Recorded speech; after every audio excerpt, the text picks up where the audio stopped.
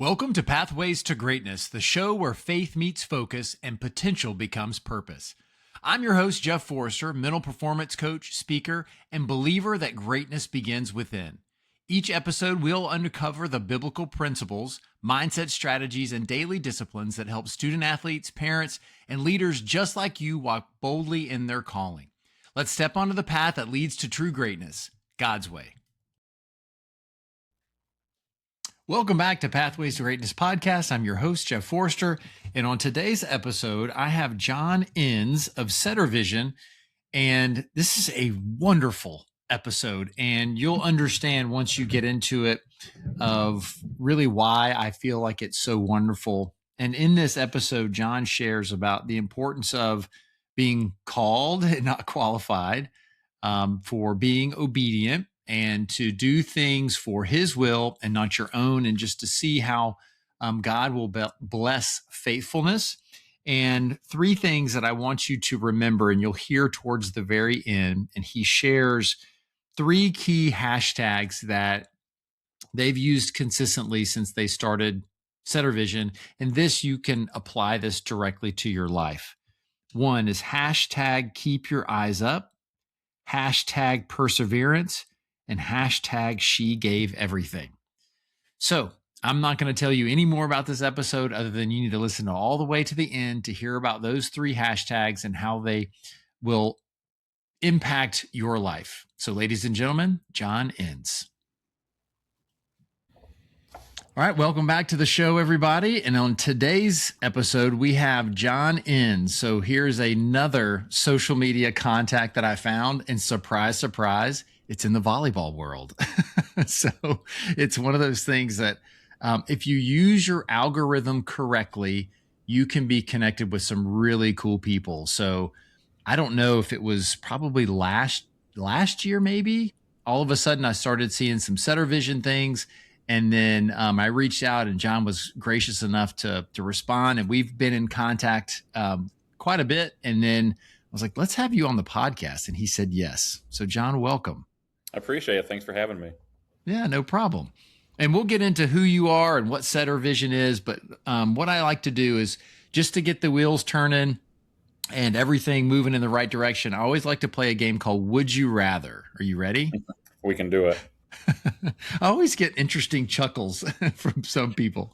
Okay, so would you rather fail publicly pursuing a big vision or succeed quietly playing it safe?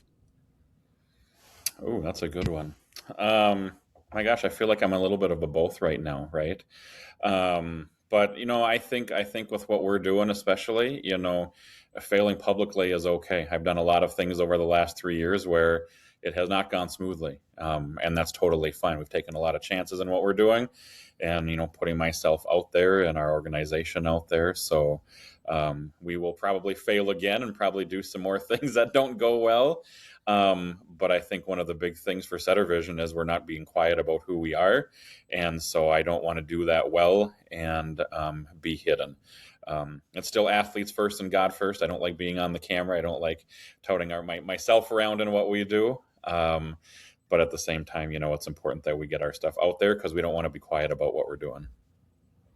Yeah, no, that's great. And that's hopefully the audience heard that is when you have your standards and you have something that's important to you, just go for it. It's important. It's valuable. For sure. Okay. So next one, would you rather have the fear of failure or the fear of wasted potential?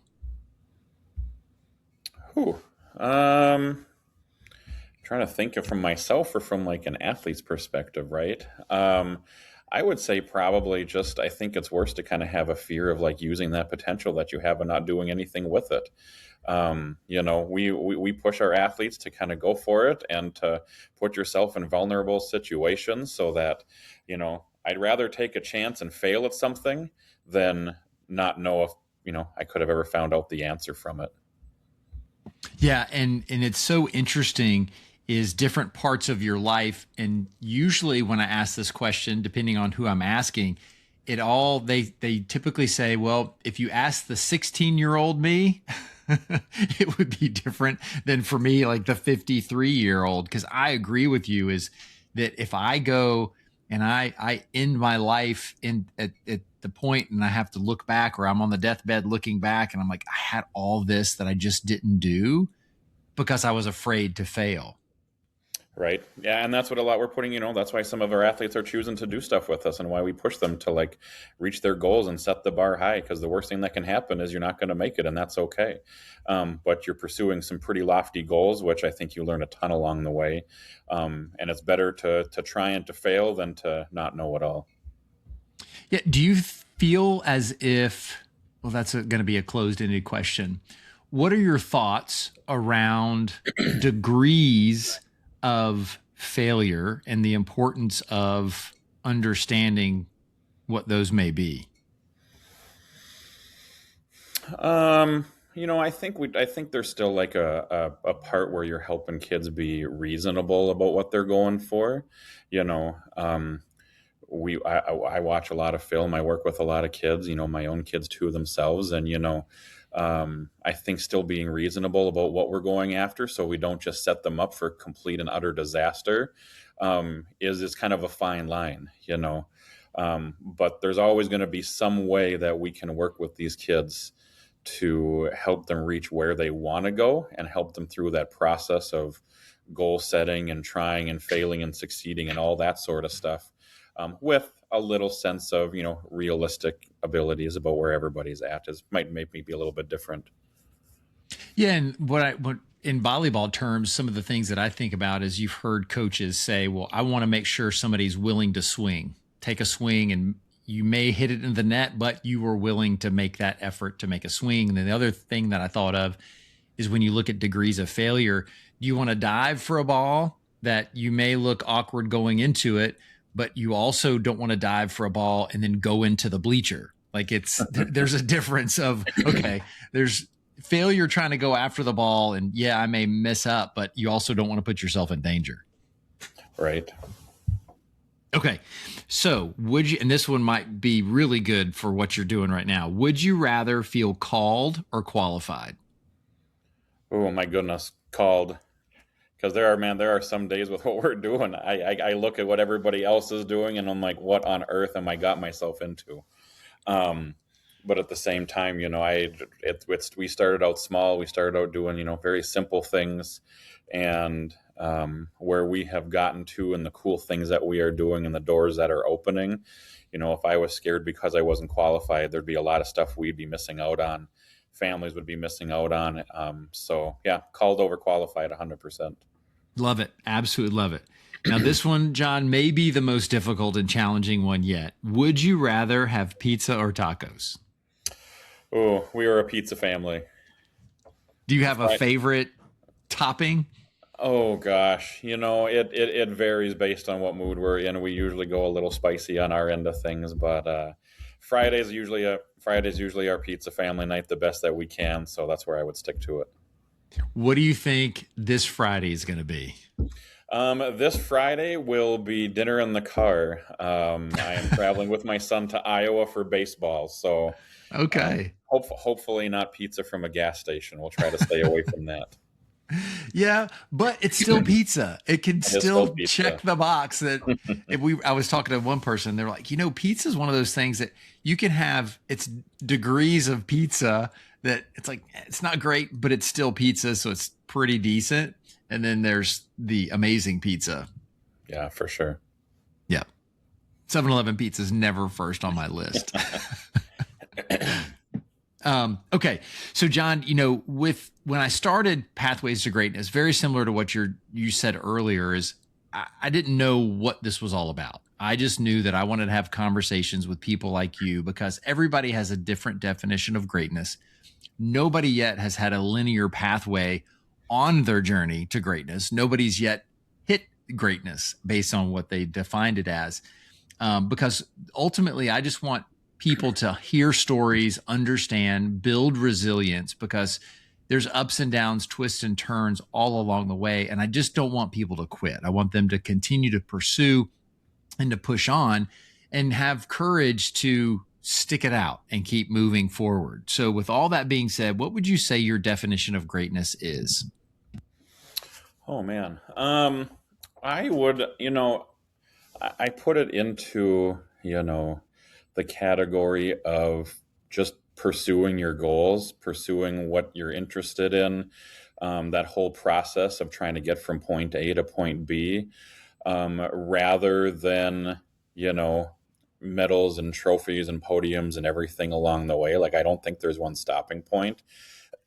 um, but like I said, with the kids, like some of our kids, they're going to reach their goals. They're going to go play in college. They're going to do what they do. And some are going to maybe stop halfway along the way. And some are going to change their mind when they get to the end. But we want them to pursue, the best of what they can do. And to me, that would kind of be our definition of greatness, as just, pursuing excellence throughout the entire way, not just looking at the end and saying I got to where I wanted to be. Yeah, when you were saying that, I wrote down real quickly process over outcome. That if it's that desire to have good processes, like you said, is to show up with excellence in mind, if that's the goal, we're normally going to fall short of that. But if that's your goal, then it's great, because then it's just, regardless of what the outcome and the score is, you could really evaluate your performance and how did you do, and then move forward. Because sometimes the other team is just better. Yeah. And, in the world of pursuing trophies and gold balls and medals and stuff, like that's the pinnacle. One of the phrases I use with all of our families is training over trophies. It's kind of the same thing that you just said. Go find where you are going to be trained the best as an individual. Go get the best training you can get that's going to help you grow in your game, and on the court, off the court. Don't just go to find a place that's going to be on the podium every single weekend, because you might not get what you're looking for at the very end of it. Yeah, and I can even think as a personal example for me is in the corporate world, when you're winning crystal trophies and you're doing all the great things, you just don't look at yourself that well. You just kind of say, hey, look, you get this false sense of security that everything's going to go well, and I'm just going to keep pushing forward. But it's those moments when you're not doing well, when you really have a higher sense of self-reflection. And that's where my growth has come, is when I've not hit greatness and have fallen way short, and then just have to do that self-evaluation. Yeah, 100% agree. So why don't you give the audience a little bit of, and feel free to expand as much as you want, because I want to learn more about SetterVision. Yeah, so SetterVision is, trying to think, probably about 3.5 years old. We started just as an opportunity for specifically volleyball athletes, female volleyball athletes, I guess, at the time, because we're following my daughter around, but as a way for them to share their faith stories and how they, interact and use their faith within their sport. At the time when my daughter was in that 14s range, she's our oldest, and we were kind of getting into that club volleyball world, and it was taking up a lot of our time. So multiple practices during the week, missing church during the week, missing church on Sundays for tournaments, traveling a ton. It was kind of like consuming you, and you really started to feel that. And as a parent, I was like, what on earth are we getting ourselves into? But at the same time, I always grew up with the notion that like sports was still a gift that God gave each of us.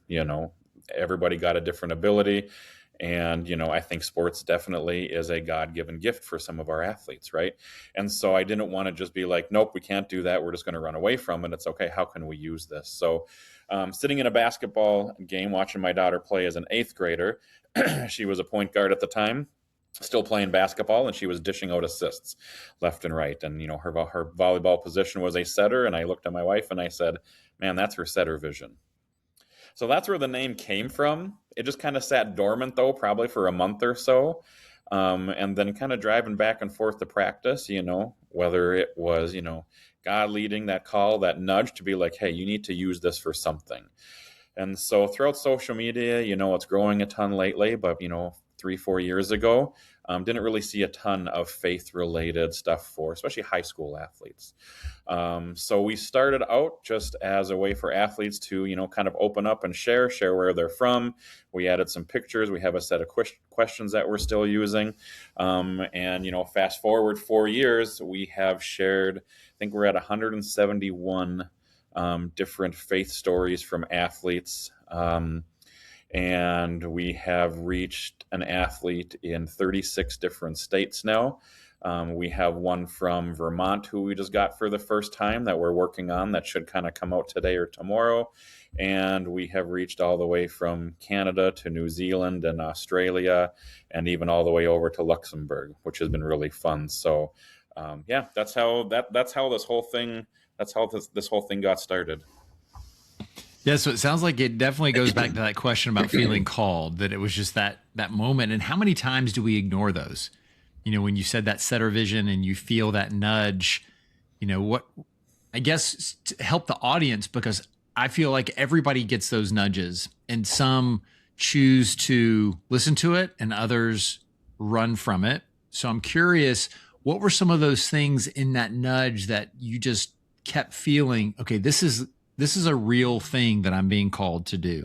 Yeah, a lot of the stuff on social media at the time, there were some podcasts from coaches in different pieces just talking about, like, if your identity is lying in your sport, you get injured or something happens or you hit roadblocks or your sport disappears and you're no longer playing it. Like, if your identity is whatever you are playing and that's gone, who are you and what are you left with? And that kind of I kept on seeing those messages everywhere that that we would go through. And so that kind of really finally said, okay, let's try and do something about it. Like, we don't want to get rid of our game because we think we really do believe God has given these kids our gifts, right? So how do we use it now for something positive? And that kind of thing just kept on coming back and back and back. And so rather than run from it, we decided to kind of infiltrate the sporting world with our faith instead, and give these athletes an opportunity to say, hey, I love my sport, but my identity doesn't lie in the ball that I play with or the court that I play on. My identity lies in, our one true Savior. And that is where I get my affirmations from, not from coaches and wins and losses and medals and, skills and all that sort of stuff.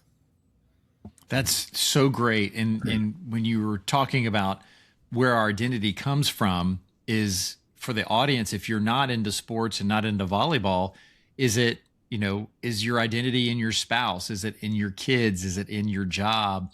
Because when those things go away, you see people left and right that fall away. And then there's challenges there. And back to what you'd said earlier about wins. If wins and winning is your identity, how many people have we heard that have won Super Bowls, have won everything, and then they look around and go, this is it?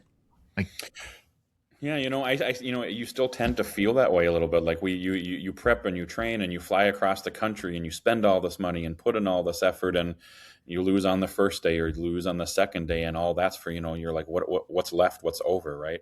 Or you make it all the way to the end and you win that gold ball, and then the next day you wake up and you go, well, that's over now too. Now what?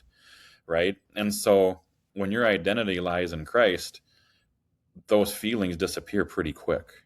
Because, we tried, we set our goals, we trained, we're going to, run the race in such a way to win that prize. Not everybody's going to get it, right? But we are going to run in such a way so that we do our best. And whether you come out on top or you end up at the bottom on day number one, you know that, hey, that's fine, because your identity lies in somebody else. So you were called to this great vision. You were called to this great purpose, which is, it's a wonderful purpose and a wonderful vision. Talk to us about, because again, I just want to encourage the audience to listen to this and think about where are your nudges that you're ignoring. And so you get started. So you're qualified because you're a parent of a volleyball player. So that qualifies you right off. What were some of the other qualifications that you felt like you had to pursue this area of, I want to share more faith stories? And then I think that's transitioned into, you also help families with recruiting, correct? Yeah, for sure. So I have Little background, I grew up in Canada originally, so I have been down here since 2003 right now. Volleyball in high school in Canada, we did have it really early on already, so I played a little bit. Had a cousin who played collegiately and for Team Canada for a little bit as well, so we were around the game a ton on the weekends. As I came down here to Minnesota, coached a little bit here and there, but got into JV coaching and varsity coaching for about 10 years. So jumped in the game. And then, as my daughter got older, she jumped in and we got immersed in the club world when she was like 9 or 10. And so a lot of it a lot of this next steps with the recruiting stuff that we were doing is I just kind of started to see what other people were doing and kind of went, well, my daughter's not too bad. Maybe she wants to play someday. So we started doing some videos and, learning a little bit about what was going on. And then, it wasn't until she got till about 14, 15 that we really started to kind of see like, it's a little more complicated than it is, especially with how many girls are playing. You can't just go find a school, even a small school, and like walk on right now, because even those small schools are getting inundated with emails left and right and videos and stuff like that. And so we just really kind of started to see a lot of other organizations kind of pop out here and there who were kind of giving up, hey, reach out. Why don't you use us for help and this for help? And most often the conversation stopped pretty quick because the cost was so high. A lot of these organizations, while they do great work, the cost was just too much for, my wife and I were both teachers. We're already putting our daughter into club sports with you add in the travel and the food and the hotels and the admissions and all of this. I'm kind of going like, what on earth are we doing? But at the same time, if we're doing that, we should probably be doing a little bit on the recruiting side of things. And so we started to dabble in that a little bit with our own kid to get started. Yeah, it's interesting how things come about when you need them. Right. What do they say? The mother of all inventions is necessity kind of thing. And it's like, here we go. Yeah. And then as I started, creating highlight videos for my daughter when she was 14s and into her 15s, started getting a few more parents going like, what on earth are you doing? And I'm like, well, we're starting to do this and do that. And all of a sudden you started getting a lot more questions from friends and family, who knew you, and you went, oh, there maybe is a bigger need for this than, even I thought it was. And so at the same time, we kind of decided that, while the faith stories were awesome, kind of slowed down a little bit because we kind of said, if this is all that we're doing, it's going to kind of run dry a little bit as we thought. And we're like, hey, let's put some more substance behind this. Because I think it'll help gain just maybe a little more interest. And we started with one athlete in probably, I think it was like December of 2024. And now we're working with, close to 45 different athletes across the country who said, hey, we like what you're doing and we want to be a part of it. Yeah, that's so great. And again, I hope the audience heard is it started with, it was a calling to share faith and how God blesses you. Faithfulness and obedience is amazing. Now, the blessing did not come without hard work, I would imagine. No, it's and it's still, as I'm really doing this on my own to a point, while still teaching full time, family full time, and stuff like that, and reaching out a lot of the times through social media to find more athletes and stuff. It's taken a lot. But at the same time, for every athlete who shares their faith story for free, that's another athlete who was brave enough to say, hey, my identity lies in our Savior and not my sport. And that in turn finds another area of the country that says, hey, it's okay to do this and it's okay to share this and it's okay to be brave and share your faith on the court as you are playing. And there's just been so many cool stories about kids that we have met, kids who have, stuck themselves out there and who have been sharing and writing verses on shoes and body parts and all sorts of weird things, right? But now they're bold enough to be like, hey, there is more people like me and I don't have to hide my faith. I can be really bold with it. Yeah, and that's what's great about the platform that you're creating is you're giving people permission to be bold, and you're giving permission to people to stand up and speak for, again, what we believe and what we know is to be true is that Jesus is the way. And what a great platform to use to be able to share that. And it's uh, discipleship comes in so many different fashions. Yeah, and that's been a really big part of it. It's just, now we just partnered with Jesus One Apparel. And if you see them all over the place. I see my son watches a lot of baseball, and so he sees all these professional baseball players wearing all these shirts, and all it says on the front is Jesus One, and that's a pretty big declaration. And so, thankfully, through a family member and a small group member of our church, I was mentioning, like, hey, we're looking for a Kickstarter to get 50 of these shirts out here in the volleyball world, right before two of the biggest tournaments of the year, with AAU and USAV nationals. Like, how cool would it be if we could get shirts out to all these girls, and they're walking around convention centers wearing them, and declaring their faith and who they believe in. And so we got our donor and we got it out there, and we only have, I think, 7 shirts left at this point, out of our first 50. And so we're going to send those out. Kids are just asked to take some pictures with them, wear them to practice and to school, and wear them in those convention centers loud and proud. And then shortly after, they'll be made available on the Jesus One Apparel website for everybody else to kind of jump on board and spread it through that way. Yeah, and that's so great. And for so many people, just wearing a shirt can be courageous because of what you potentially, because we have vivid imaginations of, if I wear this shirt, what are people going to say? Am I going to be, made fun of? And so that's a really bold first step for so many people, especially young people, to create conversations, because you just never know what somebody else would say. And go ahead. No, and it's just going to, like, we had a social media post that was just it was a picture of my daughter playing with a Bible verse on it last summer during AAUs, and for whatever algorithm hit right, I mean, it was shared and it was viewed almost 1 million times, for something so simple, but that message got out there. And so that's what it is. It's simple, but it is going to be a conversation starter because it is going to be bold. But they've been going quick, and we are really happy that we've almost had 50 people say, like, we're going to do this. We're not going to be quiet about our faith anymore, and it's going to be okay. Yeah, and what's neat is how that came about. I believe that all started with the Ohio State football team. Is that correct?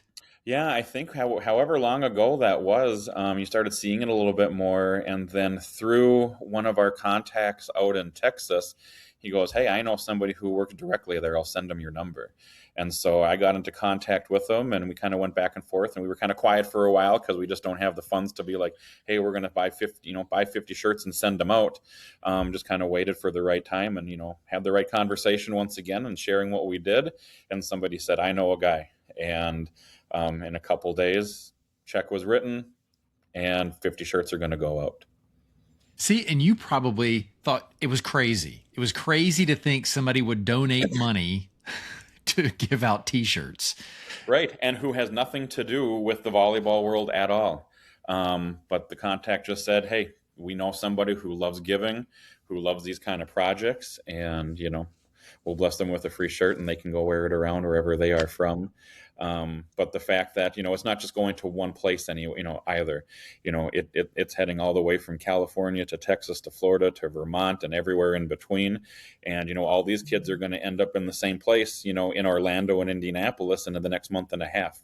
I'm just hoping that some of these kids are going to walk by each other and be like, hey, we know what you're doing, and stop and snap some pictures, because I think that's just going to spread like crazy once that happens. Yeah, when you were saying that, that's what I thought, is that if there was a day that everybody was going to wear them, then all of a sudden you're seeing people, and then you're able to give high fives, because how comforting is that when you see someone that professes the same faith and boldness that you do? Yeah, that's been the fun part, is meeting all these families too, as we still travel a little bit with our daughter. And I know even a year ago, I was sitting in convention center, I think in St. Louis it was, and I was sitting beside a dad, and his daughter came by, and she had a Bible verse written on her shoe or whatever. And I looked over and I said, hey, I really appreciate you doing that. And, I told him who I was. And then she goes, we just shared with you guys like 5 months ago. And I was like, how cool is this? So she shared her story. She was out of Florida at the time. And it's just, the volleyball world can be very scary. The travel world, the club world, with all the costs and negativity around what it can be and things. But we're just trying to be a light in a world that kind of said it's all about you, and trying to make it all about our faith instead. Sure. So if you're someone listening to this and they've gotten a nudge to do something and they're a believer as well, and they think that it's far-fetched, what are some things that you could offer that would help them be encouraged to take that first step? Yeah, I say, number one, obviously, is just pray about it. You got direct connection with God in that sense, and so pray about it so that if you keep feeling that and you're praying about it, like you know that it's real. Second would be, I said, don't keep it quiet. Find somebody to share your idea with. Find somebody to be like, hey, what do you think about this? And you might not find the answer you're looking for, but I think the minute that you verbalize it, it's now kind of spoken into existence. You're not just keeping it quiet anymore. And you never know, because the next person you might talk to might have another idea and another idea. And, it's no different than, we signed up a couple kids here, I think just after the NIT in February. And they're like, hey, we know this one family who has used a recruiting website. They built their own website for their kid. You should think about that. And thought about it for a little bit, laid on it for a little bit, and now we're up to 10 kids who have these recruiting websites that we're working with, which was an add-on to what we are doing. And it just took having another conversation with somebody and them going, hey, we love what you're doing. Maybe you're going to get another 2 people along the way who are going to give some more ideas. You keep it quiet though, and nobody else knows about it. Well, and that goes back to failing publicly, or fear of failure or wasted potential. Is if you're afraid to share an idea because you're concerned with what someone else may think, then that will never blossom. Again, it's hide your candle under a bushel. No, you got to let your light shine.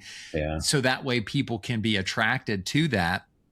And even if, they don't give you an idea, just like you said earlier about sharing your faith story of you sharing a wild idea, they may now be empowered to do something that they were afraid to do. Like, well, if Jon is willing to listen, be obedient, and take a step forward, well, I can do the same thing too. And it may just be making jelly and selling jelly to the neighborhood. You just don't know what it is, but that could then turn into like Mrs. Fields, like her story, how it blossomed into craziness.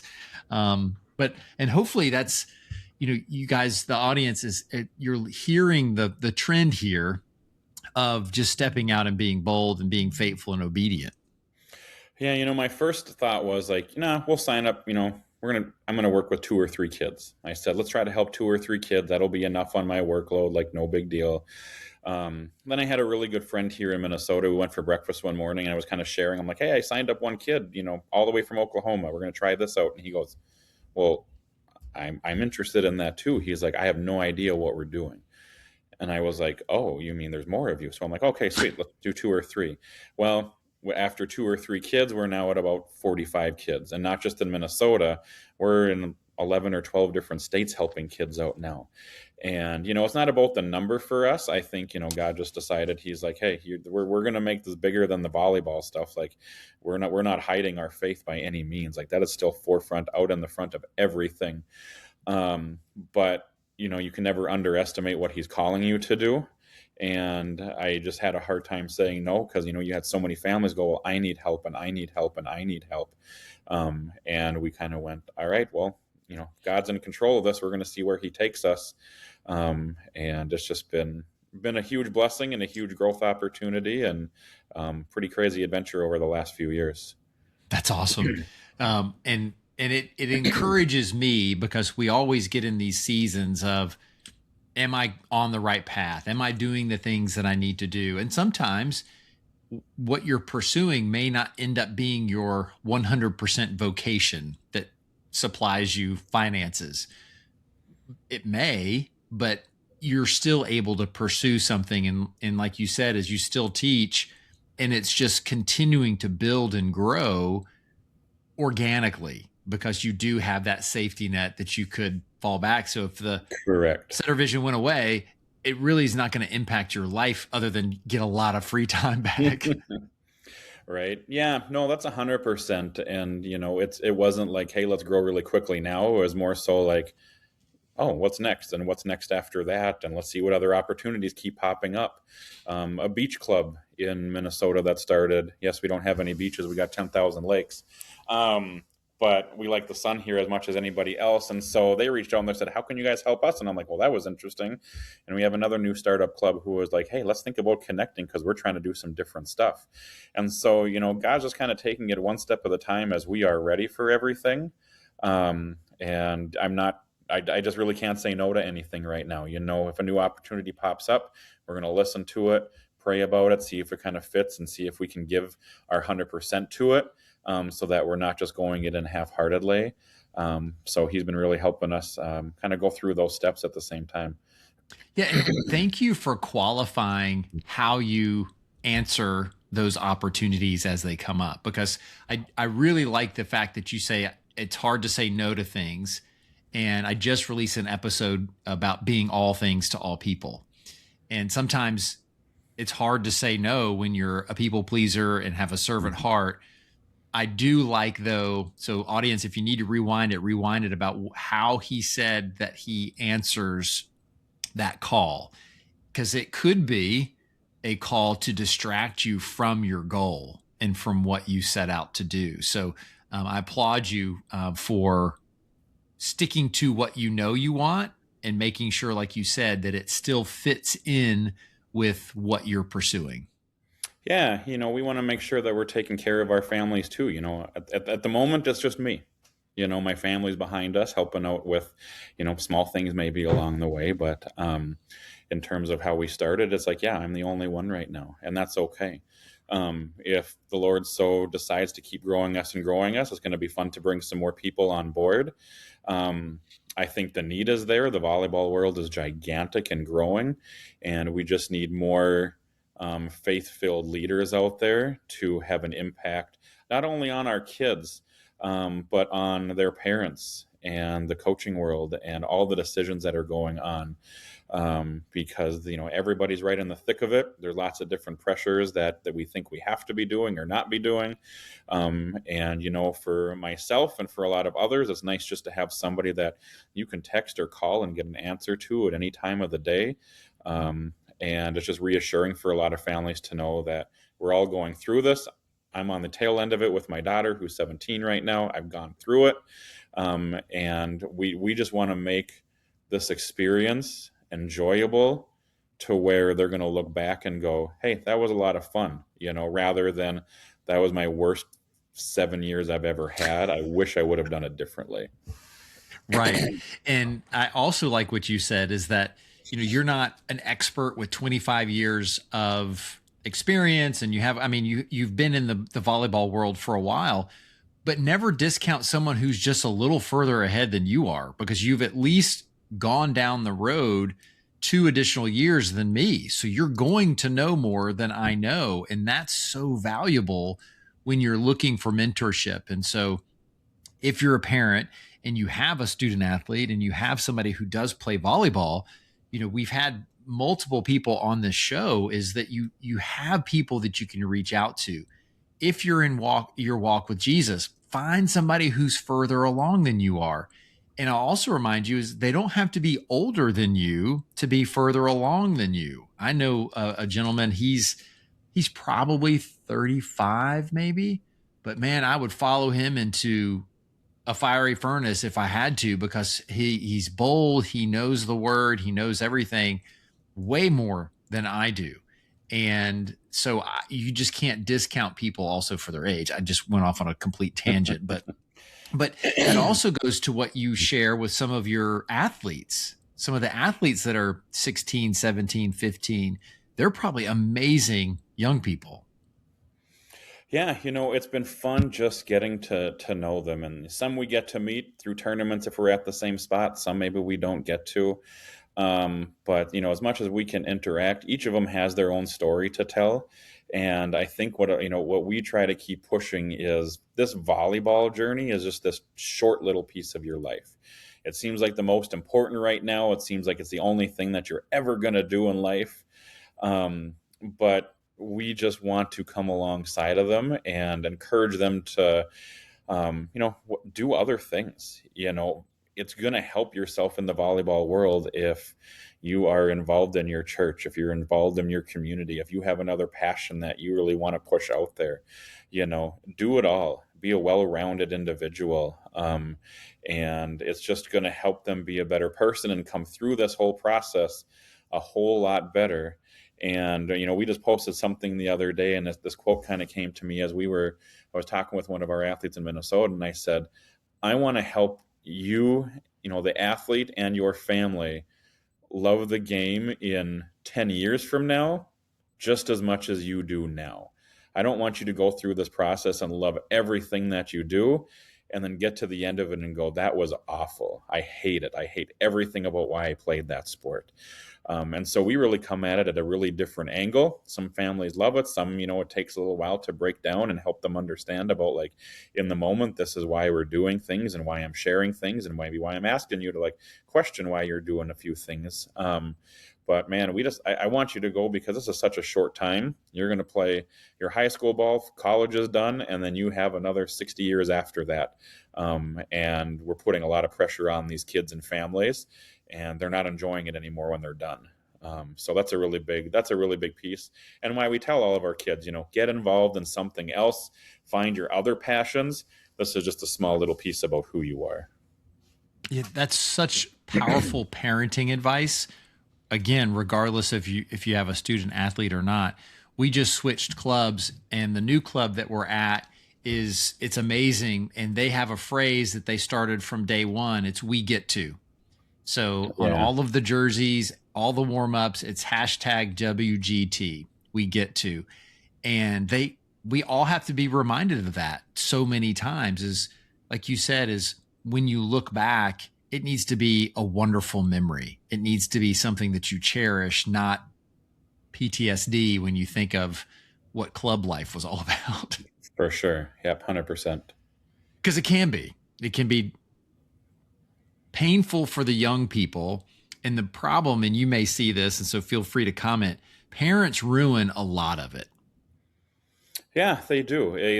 We get in the way. We get in the way of our kids. And I kind of stepped away from coaching about 3 years ago and coaching my own kids and kind of said, it's time for you to kind of go do your own thing. You could kind of sense, it's like, what on earth am I doing? And, as a parent, we still jump in the way when we probably shouldn't sometimes, and that's just going to happen. But the big piece of it is like, guide your kids, love your kids, but let them do their thing because this is still their journey. It's not yours. Love them, support them, whatever that might look like. But at the same time, make sure you're enjoying every minute of it. Because, this is my daughter's last year of club. In June at AAUs, that'll be done, and then she'll be moving on to her next spot. And did I enjoy the last 5 years, or did I absolutely hate every little bit of it? I hope as a family that we can go back and say, yeah, this was fun. We would do it again. Yeah, because it is. I mean, we had people that were further along that their daughter was in club, and we didn't understand it until we got into club. And that just becomes your social circle a lot of times. Fortunately for us, is we have friends within that realm, but we try not to make it everything. That if all of a sudden we left that club or we stopped playing volleyball, she wouldn't have any friends. We wouldn't have any friends. It would just fall apart. And it goes back to what you said, is that it can't be everything. It's just a piece of the pie that we have. So that would be the challenge I would give all parents is, do you have enough slices in your pizza, since you're a pizza guy, to feed everybody and to sustain you if one of those is taken away? Yeah, no, 100%. And that's kind of, our biggest age group right now is at 15s and 16s. And obviously we have some new 14s who are interested in what we are doing. And, you really try to help talk with those parents so that we can, get on the same page early and they can understand it early, so they don't ruin the next few years for their family and for their kids. What would you say are one or two of the top questions or top challenges that those 15 and 16-year-olds are experiencing right now? Yeah, there's a bunch of them. There's a lot of pressure to win. There's a lot of pressure that says I have to play for a top club to get recruited. I have to be winning. I have to be doing this to get recruited. So that's a big one.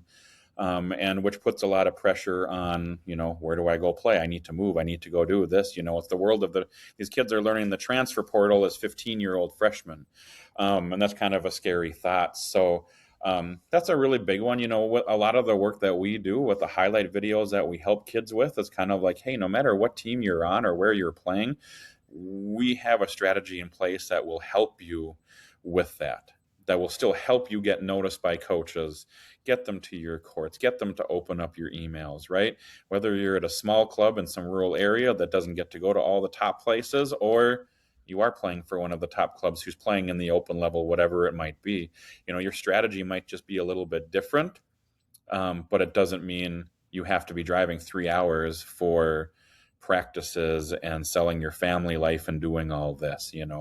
So that's kind of one of the biggest areas that we see, is kids just really wrestling with like so much pressure on I have to be on the top team, the top team, the top team. So that's really one of the biggest ones. Yeah, it's that comparison is that there's so much of that exists, and especially with all the fun video edits that come out of all the different volleyball and who's this, and the fact that you have clubs and players that end up having big TikToks so they look like that they're superstars to these younger players, and they need to do that. And so it's a brutal game that young people are seeing that adults have had to deal with forever. It just keeps getting pushed to a younger and younger age. Mm-hmm. Yeah, and we talk a lot about that. Like, hey, social media can be really powerful. I mean, look what it did for us. We've reached over half the country now with sharing your faith across the country, let alone, different countries across the world. Like, that's a great thing. It can help you get noticed. People are kind of cruising around Instagram all the time. Like, there's lots of positives. But we also need to make sure we're taking care of these kids too, to make sure like, hey, take your breaks. Don't compare. Yeah, it's fun to put stuff out there. It's fun to do this. But we want to be realistic and making sure you're taking care of the mental piece too. Because at the end of the day, that's just a small piece of what they maybe should be doing. And definitely not the only piece. So. Yeah, no, thank you for that. So, John, I want to be very respectful of your time. And I just wanted to find out, is there anything that you'd like to leave the audience with around pursuing goals, being obedient, if it's around volleyball, whatever you'd like to share with? We have 3 different hashtags that have that's how we started. That was our kind of our motto as we started, and all biblically based through the Bible and through verses, and some of it came from a former coach that I had growing up in high school, and it's never left me. But it's hashtag perseverance, hashtag she gave everything, and hashtag keeping your eyes up. And I just heard from an athlete today, and they've had a really tough season. Lots of ups and downs on the court, lots of really just awful interactions with their coaches, and just not positive in terms of that. And got a text from them today just about what they're doing next year and the opportunity that they're going to be given. And, through a really super crummy season, they have come out stronger because of it, and are going to be kind of rewarded after it, which I was super happy for. But I just sent the message back, and I just said, you are basically the model of what we are trying to do. I said, you persevered. I said, you did not quit throughout this really hard season. Like, it got tough for you. And you said, we are going to persevere through those obstacles. She gave absolutely everything that she have. And, that comes back to the parable of the widow giving. Like, she had 2 cents left, and she dropped every little bit of that left. And she said, I am giving it all. And she did that. And, I got prayer requests from her parents and from the athlete during the season. Like, today is tough. This season's tough. This is going on. And I said, keep your eyes up, keep praying. I said, you keep doing everything you need to do. And I said, eventually you're going to come out on the other side. And so she didn't commit today, right? She didn't commit to a D1 school today. She's a 15s playing up on a 16s team, but she was going through some tough stuff. And, to me, yeah, we got 3 kids committed. We're working on helping the rest of our kids, along the way when it's their time to find the right school, if the Lord so sees that in their future. But to me today, that was more, you know, where we wanted to go and how we started, because this kid lived and breathed it this year. She persevered, she gave everything, and she kept her eyes up. It's all things that she can control. And to get that message back, that just kind of made my day, and that's why we've been working at this for the last 4 years. Man, that's such a wonderful story, and what a way to encourage you to continue to persevere, that when you have a difficult day, that you remember her story. And I want the audience to live by those hashtags, and that's hashtag perseverance. So persevere, don't give up. Hashtag she gave everything. Did you give everything? Just put it all out there on a daily basis. And the last one is hashtag keep your eyes up. I love that one because it gives me the visual of what we need to do, is that you keep your eyes up. Not only physically, that's going to help you maintain a positive posture, but it also gives me the visual of where is my attention? Who am I looking to for help and guidance and direction? So those are wonderful, Jon. Thank you for sharing that. Yeah, no, I appreciate it. It's like I said, looking back 4 years, how we started and where it's got to now. It's quite the story in my eyes, because like I said, we're just a small little volleyball family in the middle of Minnesota, but God's using what He gave us the idea for to start, and He's not keeping it here. He's spreading it all across the country and all over the world, and who knows what's next. Yeah, He will bless and multiply for sure. Well, Jon, how can people find and follow you? Biggest place right now, I guess, is through social media on Instagram. Just on Instagram at SetterVision. We do have our website at SetterVision.com. It's a little behind in terms of how we started, but you can still get connected with us that way. My business card and everything is probably more accessible on Instagram than anything, and so you guys can send us a message there. You can reach out to our email or to my phone number, and we will get back to you as soon as we can. If you just want to say hi and a quick thank you for what we're doing, that's awesome. But we do also have 8 Jesus One shirts left to give out for free. And we want to have those go out to a few more people, so that our faith message can keep getting out to the country. That's wonderful. And if you're not involved in volleyball at all, but you're a believer and you want to help support someone who is trying to reach families and young people with the Lord, and to be able to give them the bold idea of being able to share their faith, please support Jon. Please encourage him, send him, pray for him, all of those things, because we need it on a regular basis. And it's important. It's important to support people that are being obedient and faithful. So Jon, thank you. Thank you for having us. Well, hang tight just a second, but ladies and gentlemen, Jon Enns.